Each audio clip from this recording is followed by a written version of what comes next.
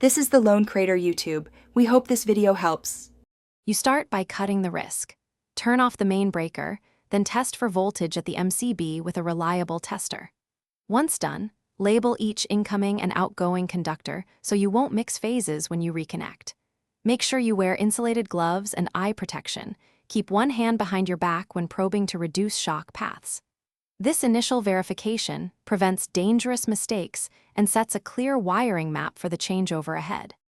With supply confirmed off, loosen the terminal screws and support the MCB body as you withdraw it from the DIN rail. Don't let it hang on the conductors. Once free, inspect the busbar and terminals closely for corrosion, overheating marks, or loose ferrules. Clean or replace parts as needed.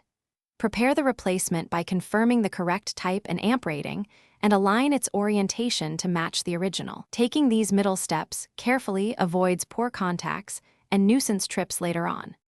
Seat the new MCB on the DIN rail and tighten the terminal screws to the manufacturer's torque specification. Secure any retaining clips. Once mounted, restore the main supply and perform an insulation test and a functional trip test to confirm operation. If the breaker fails to reset or trips immediately, isolate power again and recheck wiring polarity, terminal torque, and conductor integrity. Loose connections and swapped phases.